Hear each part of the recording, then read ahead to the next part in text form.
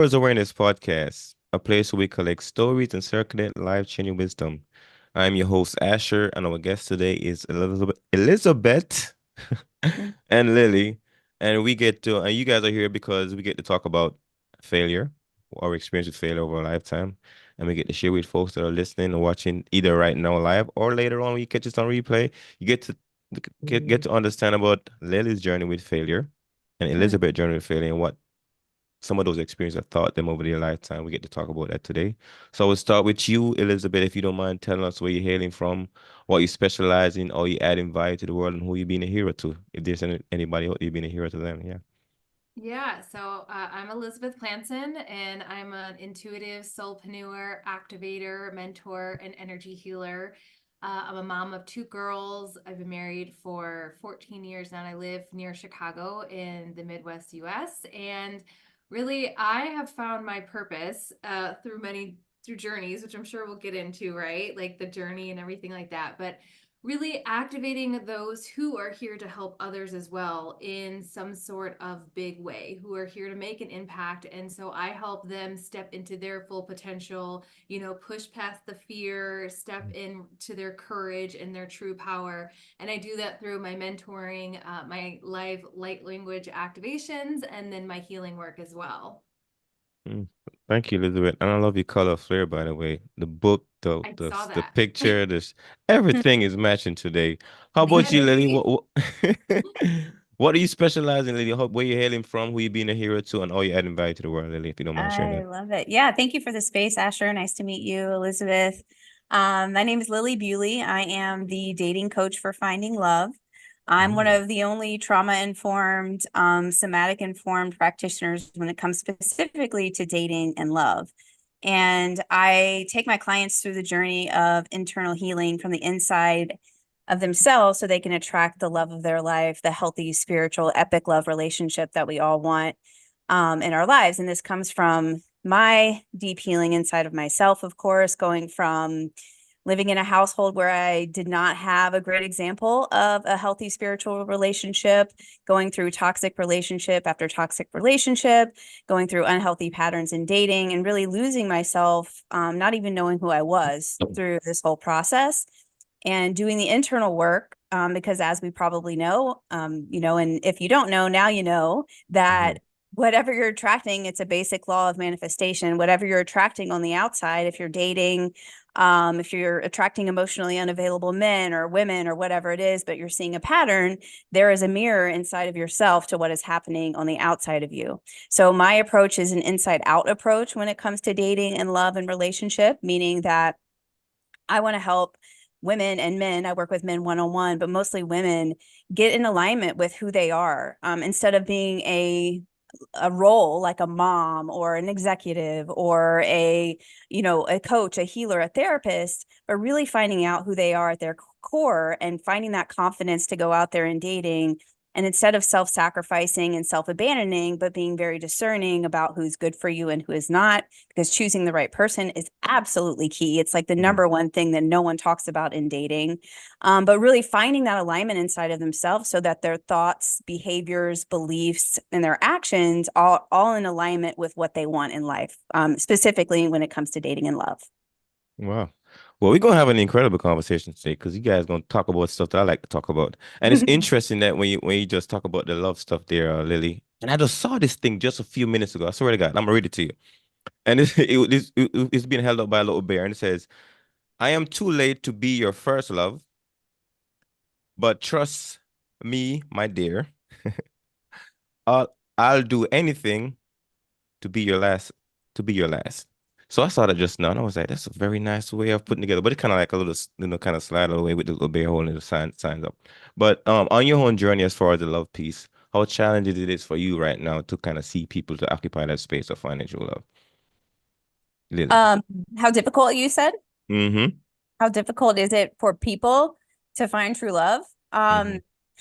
Well, I wouldn't have a job if it wasn't difficult. The thing is that what I see is these people probably, that's watching or listening to this, and you correct me if I'm wrong, you know your audience better than I do, Asher, but what I see is this we're growing in awareness of certain things. Like we're growing in awareness of like maybe our attachment styles, or we're growing in awareness of how our family has affected us or through trauma or different traumatic events that have happened to us, maybe in our family or maybe even in our last, bad relationship. And we're getting to this point where we know that we deserve better, right? Like we know that we deserve better in dating and love. We know that we should act a certain way. We know that we should love ourselves more, for example. But the gap between knowing how it should feel and how it should be and actually getting that in real life is pretty big. Those are mostly the women that I work with, is the women that have really done a lot of work on themselves, but they still are seeing these patterns outside of themselves that they really cannot change. And like I said, it has a lot to do with the alchemy, and the transmutation of what's happening inside of them, the men as well. But it wouldn't be work if it wasn't a process. And it really is a process of remembering who we are, again, at our core. Like me, I'm loving, I'm caring, I'm kind. I was born with an open heart. And that open heart, though, because I wasn't taught who to choose to let into my heart space, who to choose, because I had, again, like I had bad examples. And I went through some overt and covert abuse and trauma through my childhood, but then also, in my previous relationships. And so from a discernment perspective, I didn't know who was right for me and who was not. And I always like to say, to ask the question, when you're in dating, people always say that that love is all you need. And I do not believe that at all, especially after going through this process myself of coming and having epic love, the best love I've ever had in my life with the best partner I've ever had.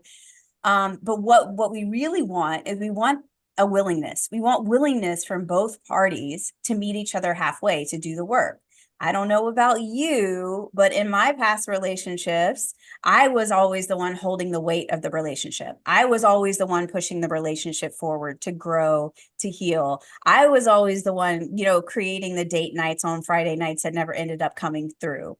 Right. And not that the people that I was choosing from my trauma, but I wasn't choosing from my truth. And so I help people choose from the truth inside of themselves so they can learn how to listen to their intuition. They can start making better choices about who they let into their heart space. And again, this is all of the journey that I've been through. And it is one of the most difficult parts of dating because we're smart, but we hit a certain wall and a certain glass ceiling of, are you ready to do the work, I guess, to do the internal alignment to get what you want as far as epic love goes. Hmm. Well, thank you for sharing that. And I'm curious, Elizabeth, because I know you say you're married, but how many times have you failed at love before you find your love? Um, you know, I not that many, I would say. I mean, as far as like deep relationships, I Mm, was more of the pleaser and I'm going to give you what you want if I'm being honest. And I was doing anything and everything to just get love, Hmm. right? And it was like this vicious cycle, like between an ex that I kept taking back over and over and over, like too many times to count kind of thing. And then just, one night stands or whatever it was, just so I could feel that love. And Hmm. when I finally met my husband, I realized what happened was, which I didn't realize until about a year or two ago, because I've been studying manifestation and mindset at this point and actually connecting the dots. I stopped the cycle. I said, no, I'm no longer going to be available to be treated like this. And I became this different version of myself that didn't allow that anymore.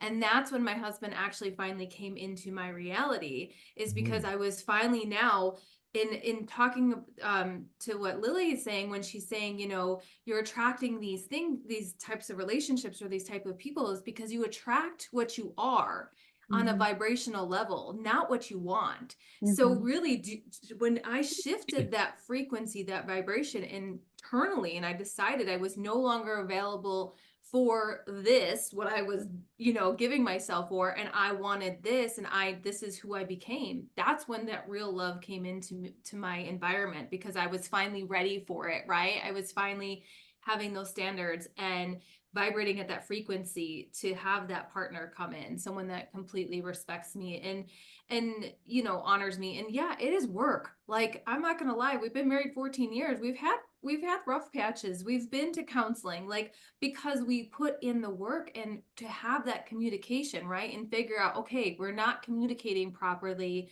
what's going on. And then we worked through it. And now it's like, just, we were in a really good space, and we have been for, you know, a couple of years now again. So it does take work. That's what I have to say for sure. Mm-hmm. So tell me, Elizabeth, the work you specialize in right now that you're feeling that you're in purpose on right now. Why is that so important for you right now to be in that space? Yeah, so the work that I have been called to, when I first started like this journey of deciding what it was that I wanted to do, I before worked with my mom in a different role, and I was supposed to take over her company. And it was Mm, going to be like a very well-paying job, you know, it was set pretty well, and I decided that it wasn't what I wanted to do anymore. So I began on this quest of like, okay, well, what is it that I want to do? Because I felt this pull to be of service, to be, you know, to make a bigger impact, to help others, but I had no idea how. And so, you know, going through the studying myself and studying different things and opening myself up, I came across mindset, manifestation work, spirituality, developed my psychic abilities. But what really has transformed over the past couple of years is realizing my gifts and my ability to help others step into their power so that they can too help, you know, live their purpose. And really the end result of my purpose is to help raise the frequency of this earth, to help raise the vibration of this world through all of these service providers that are here to create this awareness around how we can actually live beautiful, peaceful, joyous lives. And we can spread love and kindness and compassion.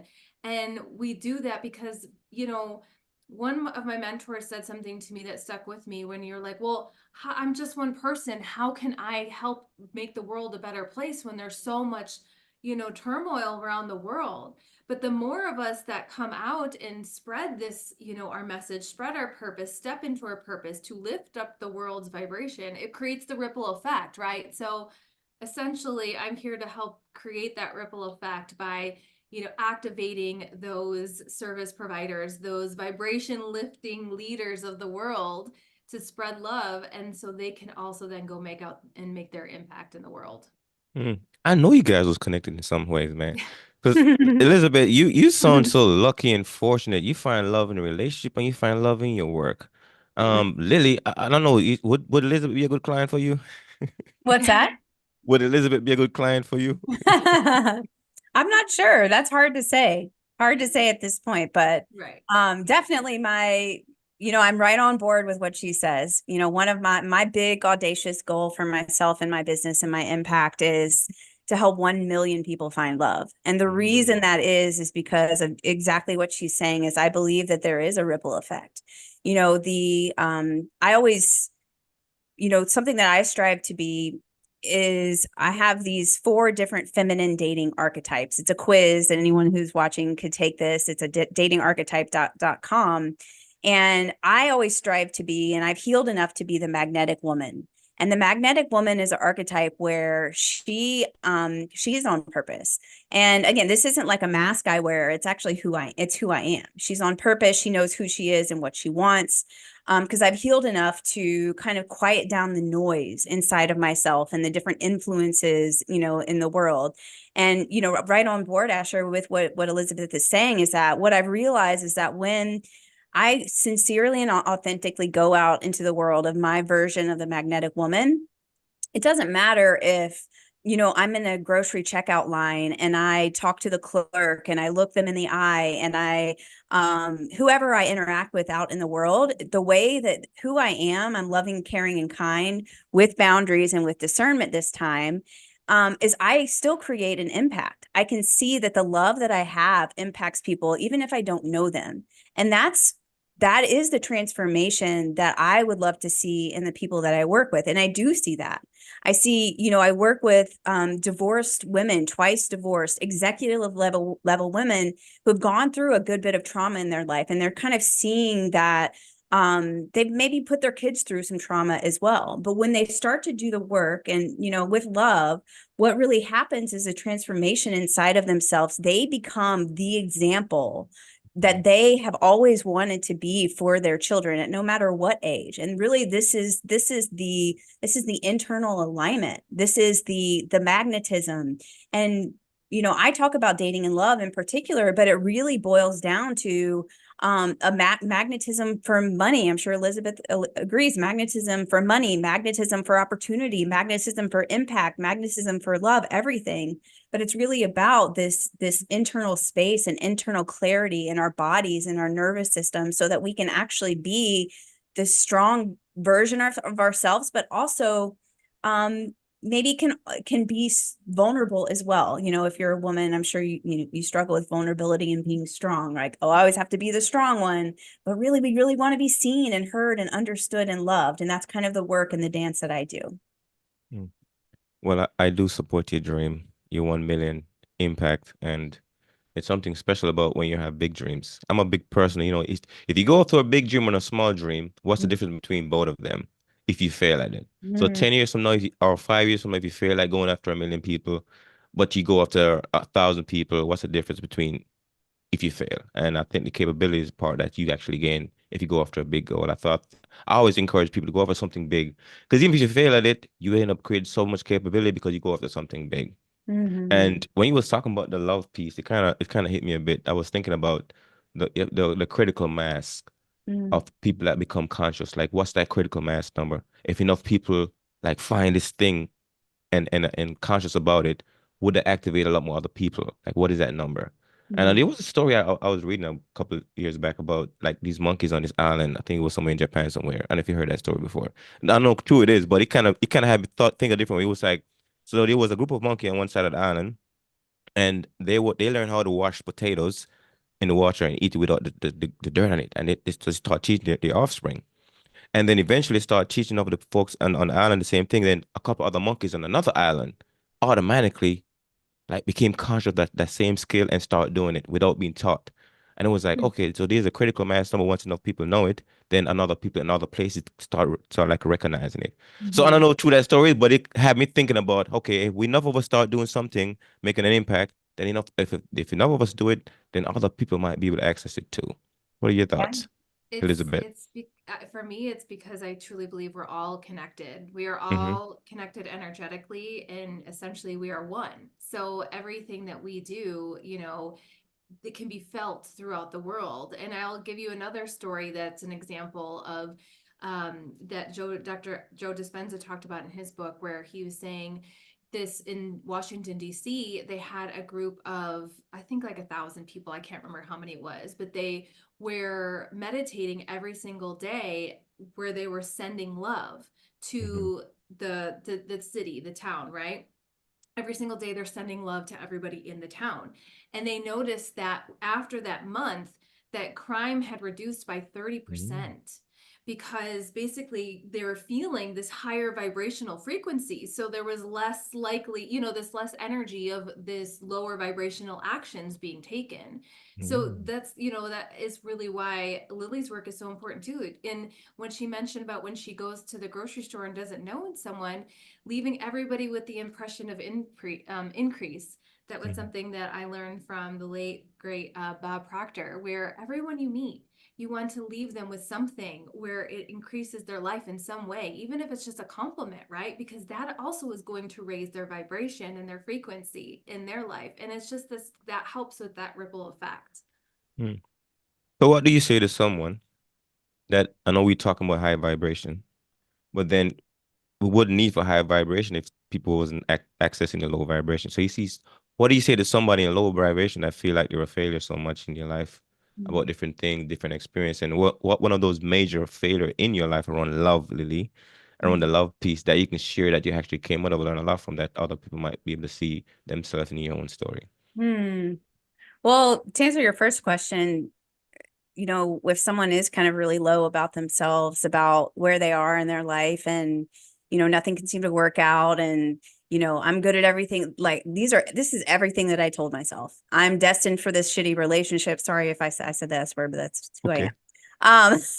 I'm destined for this relationship. I'm bad at relationships. I have everything else in my life together, but I just cannot seem to get this relationship thing right. What I would say is welcome. Like I've been there, and there's, from my perspective and the journey that I've walked through, what I'm really careful of, especially when I'm on speaking engagements like this, is that if there's a pattern, if you're sitting in this in this pattern of hopelessness when it comes to dating or love, or even if you have beliefs that are kind of protecting you from going out there and getting into dating, it's so funny because whenever I talk about dating, people are like, "Oh my gosh, you're brave!" Like, because people that are single out there, like they think it's a war, like a war zone.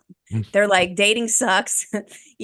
Dating sucks. They tell their friends, they tell their family, they tell themselves that, and different parts of themselves inside of themselves will come up so that they can protect themselves from going out there, because it feels unsafe for some people, like not really, but emotionally and psychologically and mentally.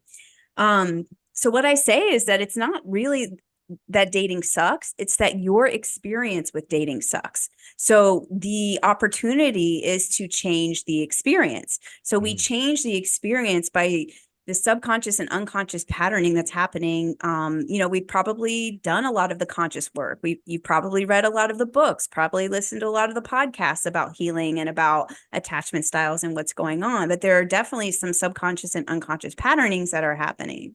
So if someone's in this like hopeless spot, like I said, welcome to the party. It's time to change the experience if you're ready, which is always hard too.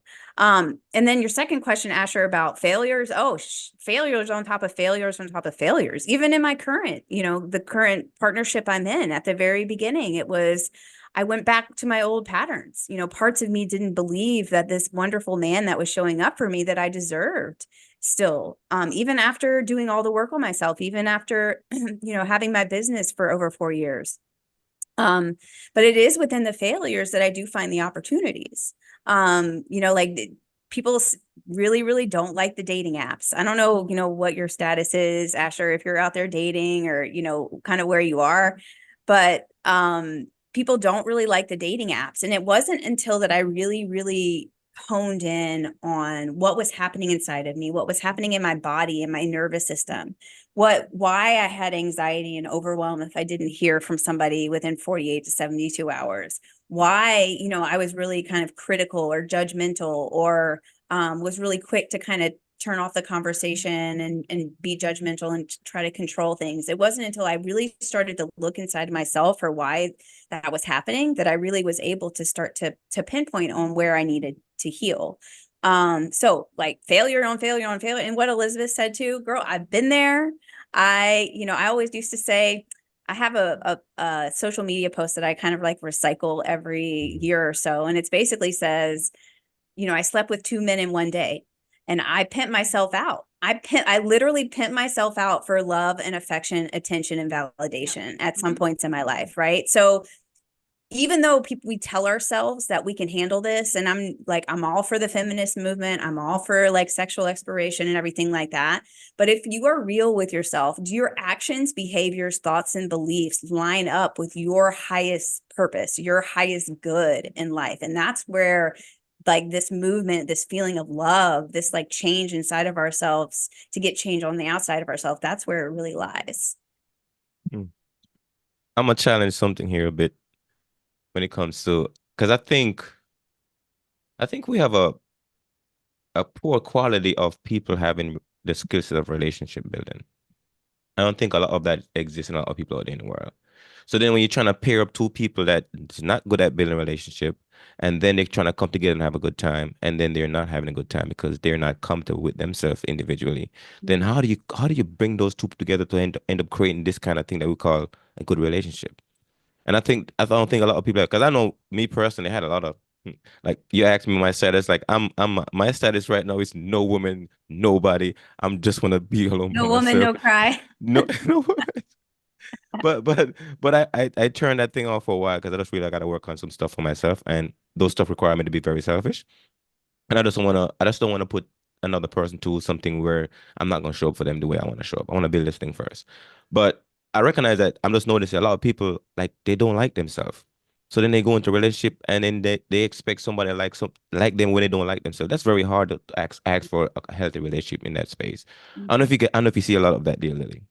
Well, of course. Of course. You know, people talk about like self-love and self-esteem, which that was really, really hard for me myself to define. Like on the outside of myself, like on the outside when I was, doing things in the world and being at work and, being in my social circles at one point in time, I looked like I was confident.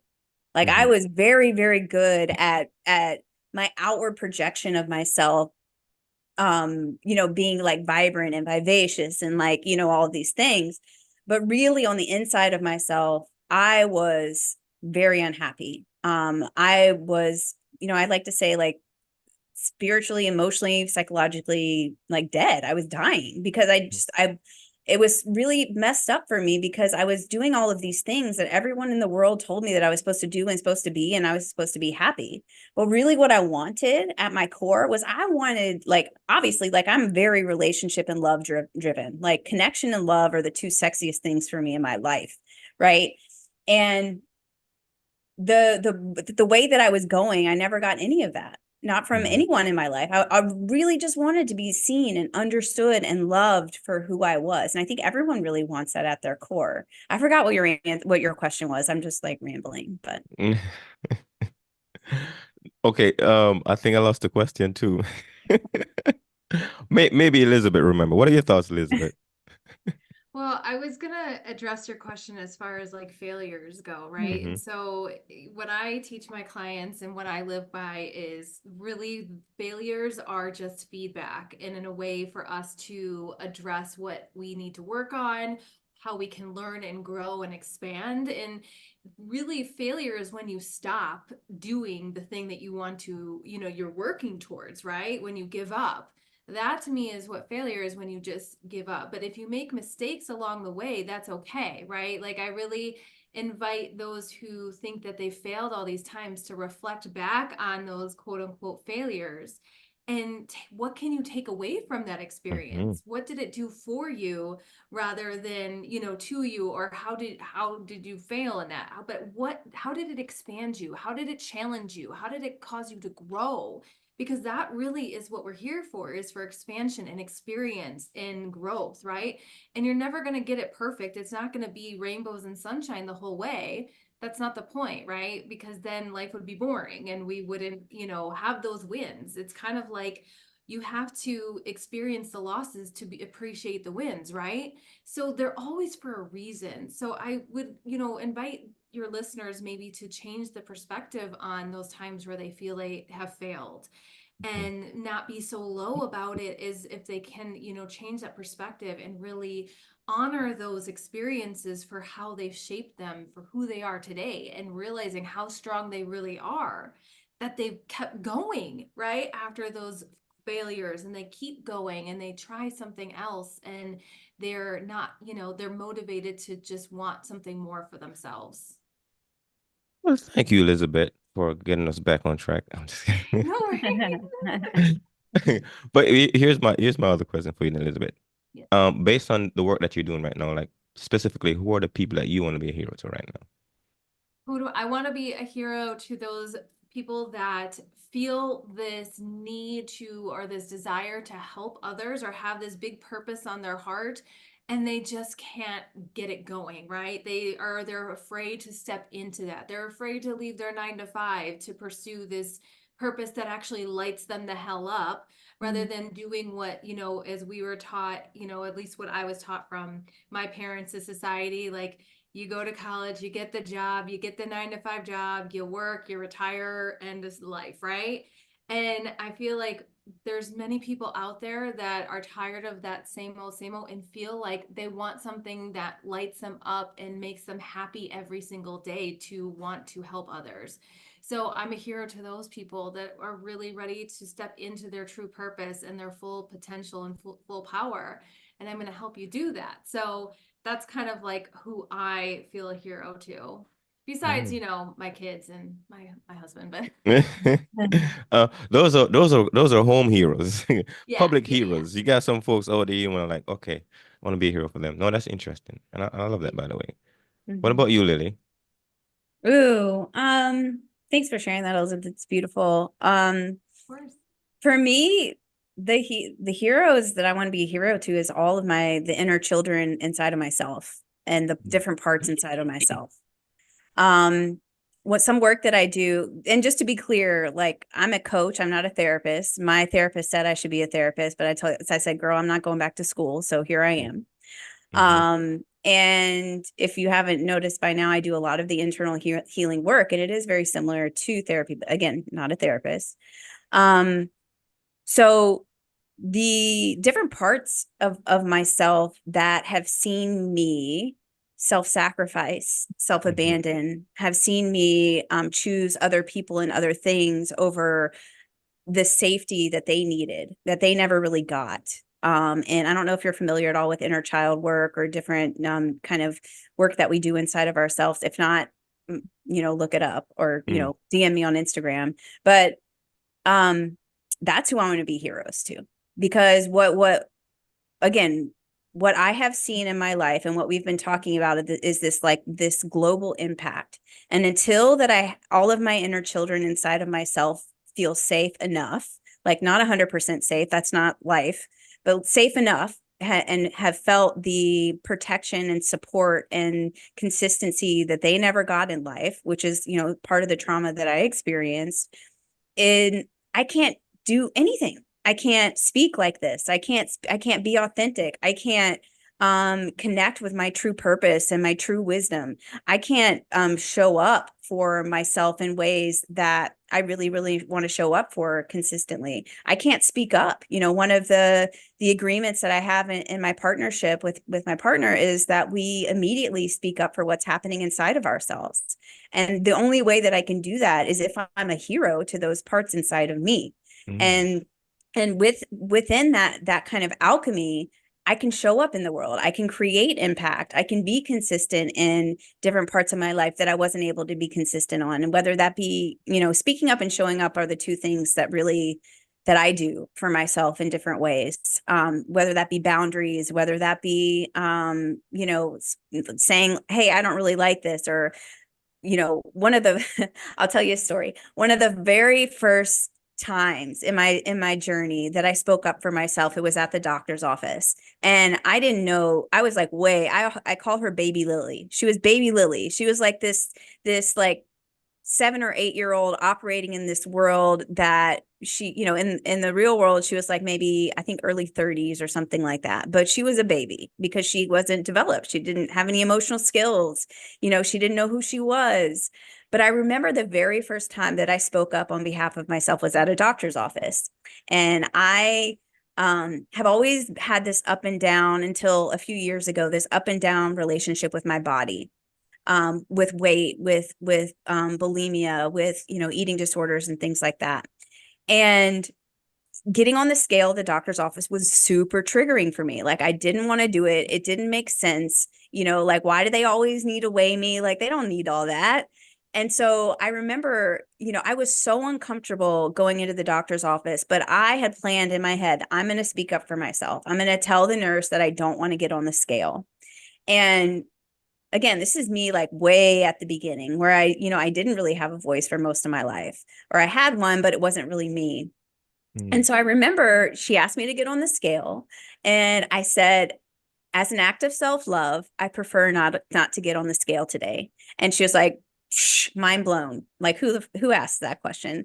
And it like stopped her, for a minute in her tracks. And I had to say it again. I said, as an act of self-love, I prefer not to get on the scale today. And that was one of the first times that I've ever really spoken up for the parts of me that felt like she was not enough, that felt like a weight, like my weight was my identity, right? And so it ended up that we didn't really have to do it. She was like, oh, can I just write down a number for you? I said, that's perfect. And we went from there. So that's what I'm talking about like showing up for myself about the inner children inside of myself. That is an example of how I want to be a hero to those parts of myself that have been hurt.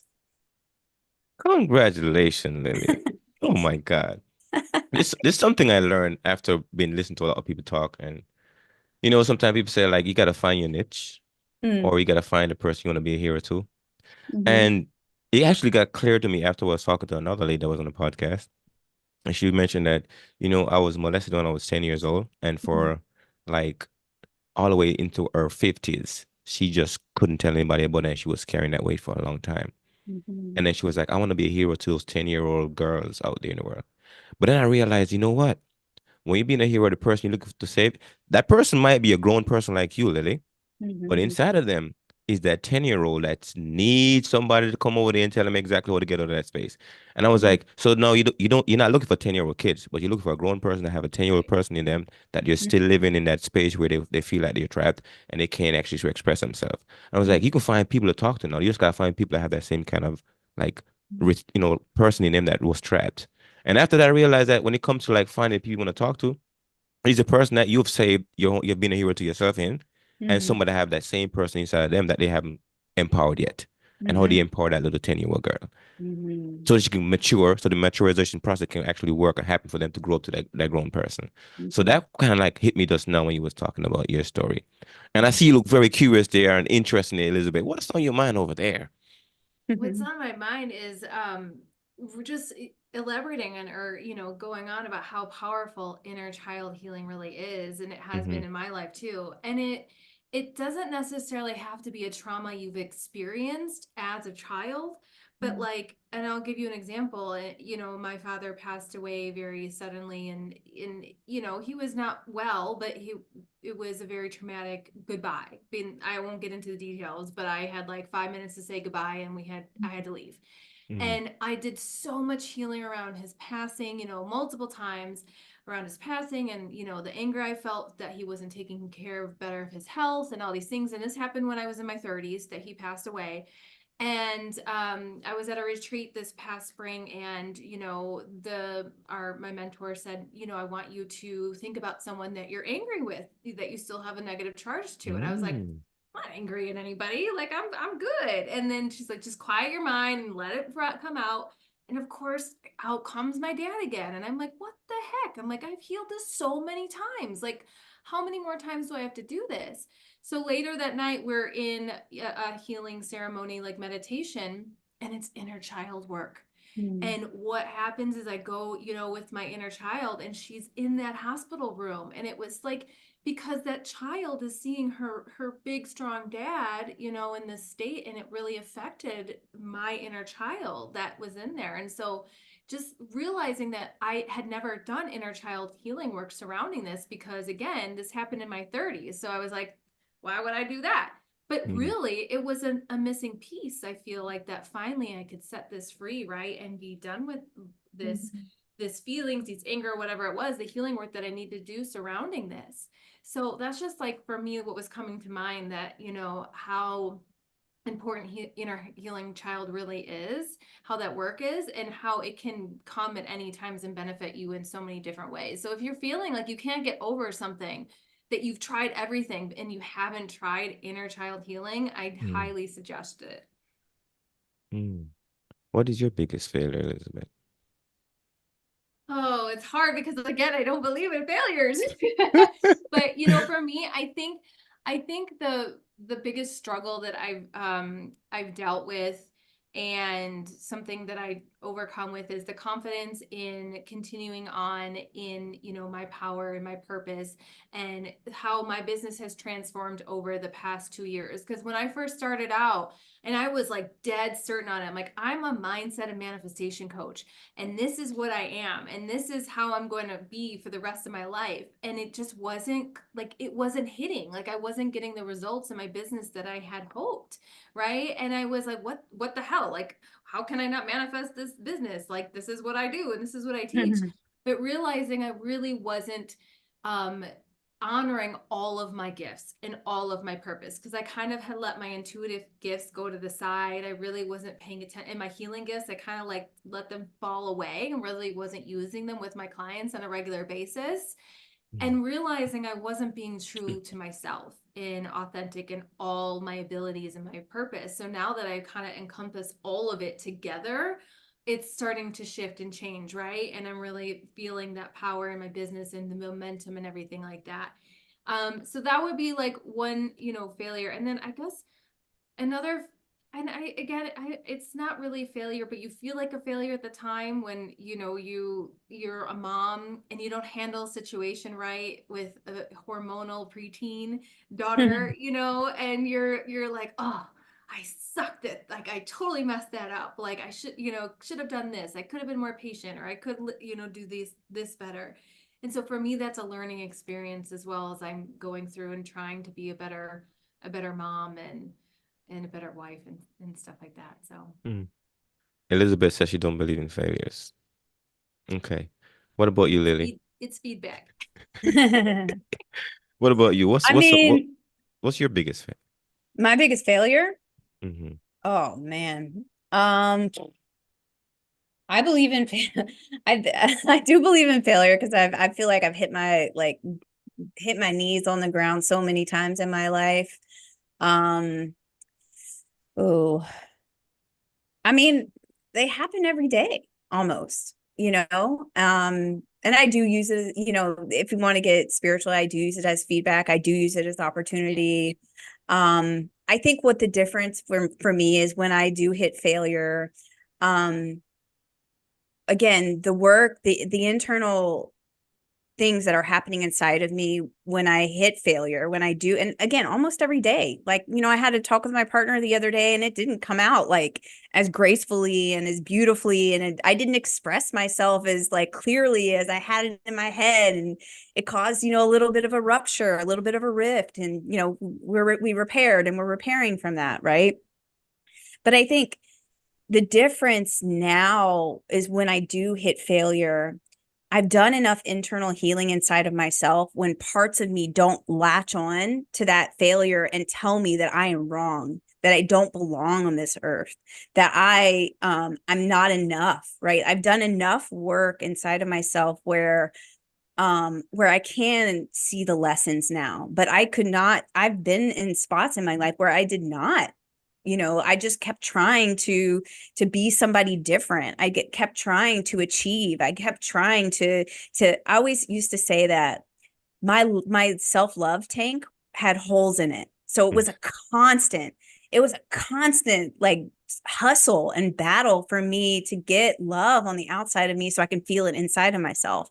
And the difference is not that I don't have failure. I think that's a big misconception, is that if you want a life without failure, you might as well just be dead. And like I say that with love, right? Because we're human. We are going to fail. But the difference is the change that we can make inside of ourselves is that we can do enough healing inside of ourselves where we're not beating ourselves up as much as we did before. We're actually like loving inside of ourselves and able to see the positive impact. It blew my mind a couple of years ago, Asher, when I experienced a similar failure that I had experienced in the past, but my mind, because I had done the subconscious and unconscious kind of rewiring of my body and my brain, my mind went to positivity instead of negativity, right? It's a crazy, crazy thing that happens, y'all. So if you've been there, raise your hand, type in the comments that you've been there or whatever is happening, on your side of things. But it is a wild thing to happen because those negative thoughts and those negative beliefs had been with me, like it literally felt like since birth. And so this change inside of myself of like, oh, okay, like getting to where Elizabeth is and where I am, it takes it takes work, I think. I don't know if you agree, but like 100%. it doesn't just happen. You can't just mindset and affirmation your way into like automatically having positive and gratitude thinking thoughts, especially if if you've been through some stuff in your life, right? So every day, I fail, but most of the time I have a different relationship with failure. And I think that's the key. And that's what I think where we want to go. That's what I look at in dating and relationship is like the apps, maybe they're not fun. The dating apps, maybe they're not fun. But when I call the apps Trigger Town, like Trigger Town. Let's go to Trigger Town. So when I take my clients through the process of finding love, we go to Trigger Town together because what's coming up in those failures are opportunities for healing, opportunities for learning, opportunities for what Elizabeth is talking about, about these instances of, okay, let's break this pattern, right? And doing that alone normally doesn't work because you've tried that all on your own before. Right. And so Right. that's the difference, that's kind of the difference. That's the way that I see failure. I do it every day. Like I do it in my business. I'm, like parts of me could pick out, different parts of this talk today and be like, oh, that was horrible. You said like too many times, Lilli, but it's not there for me anymore. Hmm. I'm orient you on something. I mean, 'cause I wrote about this in my third book, Two Suitcases to Success, about Mm, failure. So how I see failure is I see failure as simply a new experience, mm, right? And if you can look at failure as a new experience, and oftentimes we don't know to handle a major new experience that happens in our life. So we kind of like just kind of shook us up because we're not expecting that experience. And I realized how failure and new experience play in the role with success itself. So failure is a new experience. What is success? Success is a cycle. It's something that it's a routine that you continually do every day, right? And I realized that there needs to be a balance between failure or success and new experiences or cycles because you need a routine. And something that I learned from my therapist, 'cause I was talking to her a lot about sex. She asked me, Asher, how many new things do you do a day? And I was like, oh man, I've been doing a lot of new things a day. She was like, that's why you got a lot of anxiety because anxiety is attached to new experiences or what we call failure. But then mm, routines, which is like success or the cycle things, those things, right, keep you balanced and you have enough of those and you match them up with new experiences, then you won't have too much anxiety. You can kind of balance them out. And from then, I recognize the power in having enough new experience because the cycle becomes boring after a while. And you mm, need some new experiences to kind of spice it up. But sometimes when there's too much new experience or too many new experiences, then that kind of overwhelm you. So mm. then you gotta have the balance. So what are Mhm. your thoughts, dear Elizabeth? I mean, balance is definitely key, right? In everything, balance and energy, right? Well, sometimes people talk about the masculine and feminine energy a lot, and that's not like Hmm. male, female. It's different, the doing versus the flow, right? And Hmm. so everything, when you're in balance, you can feel, everything just works better in my perspective. Like I like to be both. Some people like to be more feminine, sometimes like people like to be more masculine, and vice versa. You can trade off. But I think what is important in that balance and when things come up in your life, like those cycles or those times of failure or stress, is coming from a place of neutrality. Like, so, and this is something that you can learn how to do instead of giving meaning to everything, where Lilli was like, I can fail, but that doesn't make me wrong, right? It just is what it is. But that doesn't Mm, make you wrong because you've made a mistake or you failed, right? It is what it is. But how can we come from this place of neutrality and not react in a way that's going to put us back down even further or go down the rabbit hole, right? So, how can we come from this place of calmness and ease and looking at it from a different perspective? And I always say perspective is everything. And easier said than done when you are in the thick of it and mm, you are like way down there. And if you haven't practiced how to do this work, because like Lilli said, it's not an overnight thing where you're just like, oh, I'm an expert at mindset, right? And I know how to fix everything. It takes practice. It really does. And it also for me is about having faith, right? Having faith in some sort of higher power, whether you believe in source energy, spirit, universe, God, whatever you resonate with. mhm. For me, having that faith that I am supported and I am divinely guided helps me get me through those really challenging times and those failures and those deeper, darker cycles. So I don't know if that answered your question. Oh, you sure did. And I was thinking just now, man, we need like 2 hours, 3 hours to get through all of our depth. I think we all got a lot of depth, but we got to wrap up a little bit now.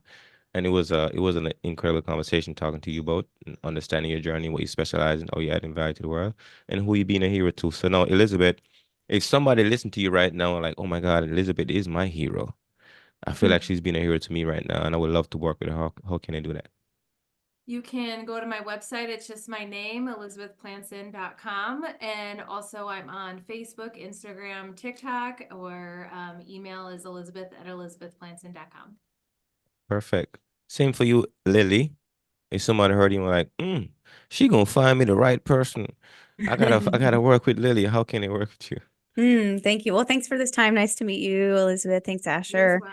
Yes. Well, first of all, I just want to say, like, kind of to close up, like, where I come from, I just want to say that if you're seeing patterns in your dating life, your relationships, even, just realize that your patterns are not you. Your Mm, patterns are not you. They are just a part of you that are, they're screaming for you to heal. And they will continue to happen until you heal where Mm. at the level, like no one is fully healed. Like I'm on like, I'm actually on like an edge right now with a mm. lot of different things in my life, but I don't believe that you're fully healed. There is never like a I'm here, I've reached the mountaintop type of thing, but maybe I'm you're at done. your, yeah. Maybe you're at your next level, your next, I call it edge, your next level. So nothing's wrong with you. Nothing's wrong with you. It's just a part of you that is screaming for healing.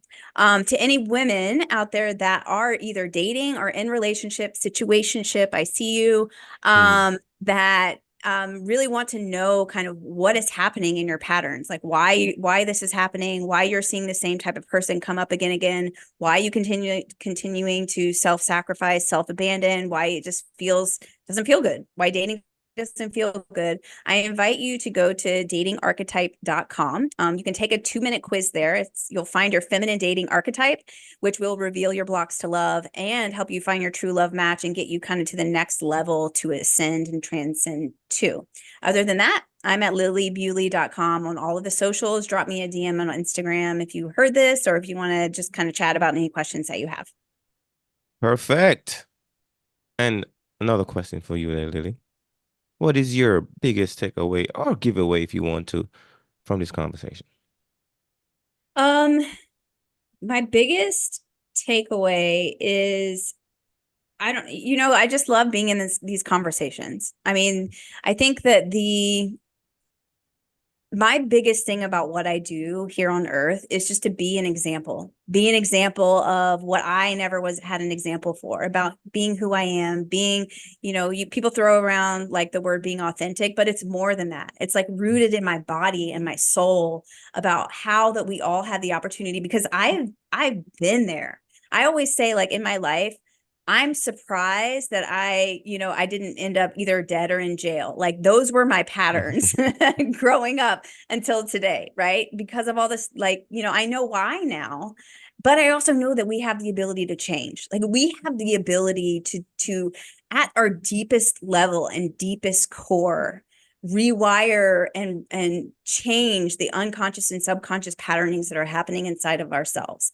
And I am a living example of that. And I think that that's the thing that I'm most proud of is showing up, like showing up for myself in this conversation, showing up for Elizabeth and for Asher and for anyone that's watching, to be an example of, of you can actually be a force for change, a force for good, so that you can attract epic love, so that you can attract an epic purpose, so that you can attract, like, whatever it is that you want to attract in your life. It is completely possible for everyone. Like, no one is broken enough that, and I don't even believe that you're broken, but when you're telling yourself that, no one is broken enough that it cannot be healed, not be rewired, and not be kind of rerouted inside of yourself. Mm. Well, thank you for sharing. I got one more question for you then. What is that one thing or two thing when people do it drive you crazy? That people do to drive me crazy. Hmm. Ooh, Asher, you're stepping on my boundaries right now. No, not really. No, it's That's one of those stepping on your boundary. no, I'm just kidding. No, it's just like that's an edge that I'm at right now. So it was a great question. Mm. The people that use me in my life, the close people that use me in my life as a therapist. And I know that's on me. I know that's on me, y'all. I know that's on me. And that's the work that I'm doing with a particular person in my life.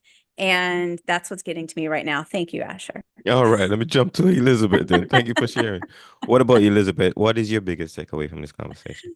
Oh, my biggest takeaway is that, like, at the core, like, we all do so many different things, right? But at the core, I feel like it is almost all connected as well. Like, I feel like Lily, the work that she does and I do, really does come up from being aware of your thoughts, your actions, your emotions, and realizing that you are, this soul being, and your outside world, or as you said, your experiences are not who you are, right? And you can choose who you want to be and what you want to experience at any point in your life, right? I think I teach that all the time. And I Mm. just taught a lesson on that today inside of my monthly membership, basically saying like, if you come here and you decide, you incarnate in this world and decide, I want to learn these lessons.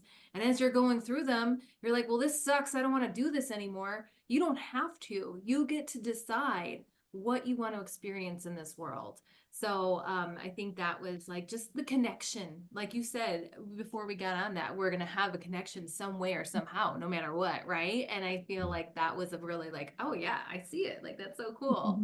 Mm. So for your next question, I know you're going to ask me. Go ahead and answer it then, since I don't know. I mean, honestly, like chewing is my biggest thing.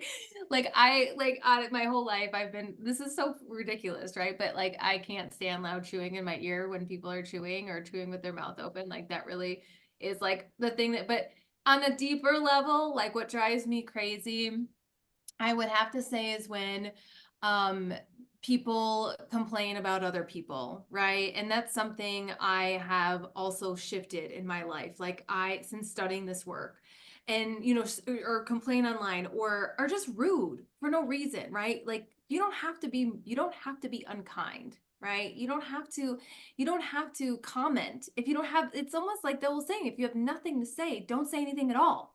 I really like, that's my pet peeve now. Like, just be kind. Mm.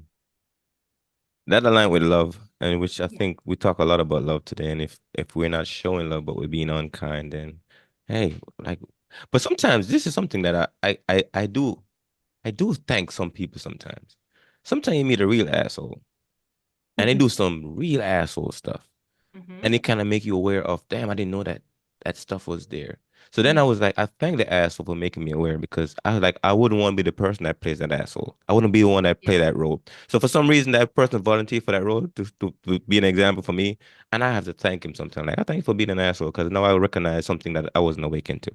So sometimes Right. you see people do certain things, and the universe is just, they're being used by the universe to do certain things. Me personally, that's how I see things sometimes, and I thank him for doing the thing that they're doing, because I wouldn't want to do it myself. With that, folks, it's been an awesome time chatting with you guys, and it's been interesting. Any last word before we close out? Thank you Thank so you for much the for having space. us. I heard it. Thank you as well. And with that, folks, make it an awesome week.